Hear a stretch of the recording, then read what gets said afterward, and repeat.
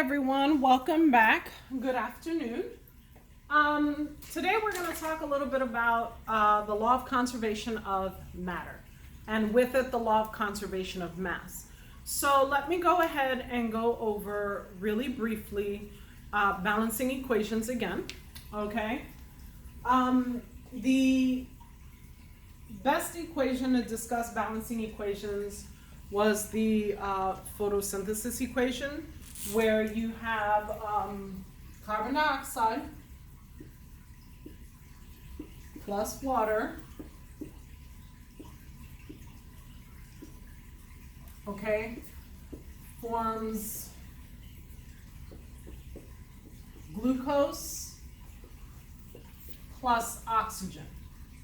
And if you looked at the previous balancing equation video, you saw that all the products and reactants had to be balanced on both sides. So very quickly, CHO, CHO. So since we only have one carbon here and 6 here, we needed 6 carbon dioxides, okay, which gave us 6 carbons, and this is 12 oxygen, okay. And then we have here 2 hydrogens and 1 oxygen, okay. But over here we have 12 hydrogens. So if we place a 6 here, 6 times 2 is 12. We have 12 hydrogens. This gives me 6 oxygens. 12 plus 6 is 18.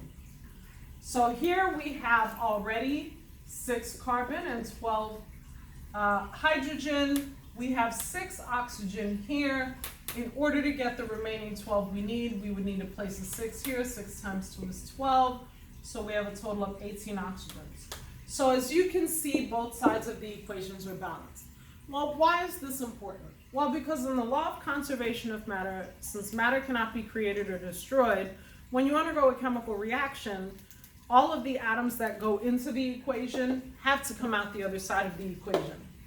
They don't necessarily have to come out attached to the same atoms, but they still do have to be a byproduct. Nothing is lost in the process.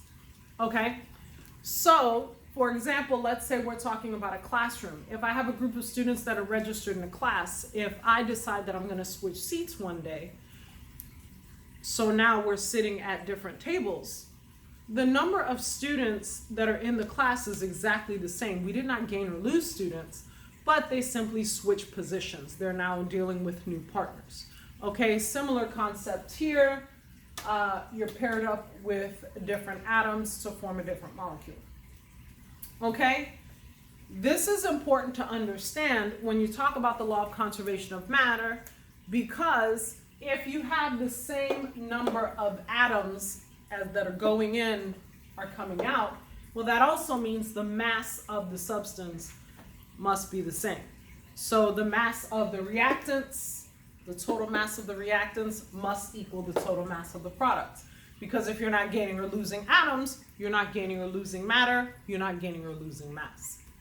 Okay? So how can we demonstrate this? Well, the best way to demonstrate this is only in a closed system. Okay? What does a closed system mean? Well, a closed system is a closed container, okay, where nothing can get in or get out. Why is this important? Well, let's say we're producing a gas. We put baking soda and vinegar and we produce a gas. In an open container, that gas is going to be produced, it's going to escape. Or let's say we put ice in a cup. Well, when the ice begins to melt, the cold cup in a warm and perhaps even damp environment, maybe there's a high humidity level, you will get condensation not only on the outside of the glass, but on the inside of the glass where it comes into contact with the ice as well. The outside of the glass can be wiped off, but you can't remove the condensation on the inside of the glass, particularly if some of the condensation actually forms on the ice as it is melting. It adds to the total mass of the system. But it's adding to the total mass because you're actually adding molecules into the system. Okay? Volume is not conserved. For example, if I were to take 2 milliliters of salt. So I measured 2 milliliters of salt in a graduated cylinder, and I took 20 milliliters of water. If I were to mix them and dissolve the salt, I would not wind up with 22 milliliters of saline solution. And the reason for that is because as the salt particles dissolve, they become suspended between the molecules of water. They do not sit apart from the water, so the total volume is not equivalent to the initial volume. Also, if you look like ice, if you put water in a container and you freeze it, you will notice the water level rose after it froze. Why? Because as water molecules are freezing, they align themselves in a very specific pattern that takes up more space than in a liquid formation, and as a result, you have a greater density. A greater size, volume. Coincidentally, that's the reason why ice has a lower density than water, because since it takes up more space, but it's the exact same mass of the water that you started with, it's gonna float, okay? One last example is if you're talking about a gas. Okay, many gases, their volumes are temperature dependent. So for example, if you ever look at a helium balloon, if you have a helium balloon that is nice and taut and tight outside, but then you bring it inside and you leave it in a cold air conditioned room, it kind of looks like it shrivels up a little bit. And the reason it shrivels up is because the air temperature has caused the gas to condense a little bit, and it has lost some of its volume. If you take it back outside, once it warms up, it'll expand a little bit again. Okay, so we don't want to say that the amount of volume, and it doesn't matter what we're mixing, because we could be combining two solids, we could be combining two liquids, we could be combining a solid and liquid, or a solid and a gas, or a gas and a liquid. Nonetheless, you cannot look at volume.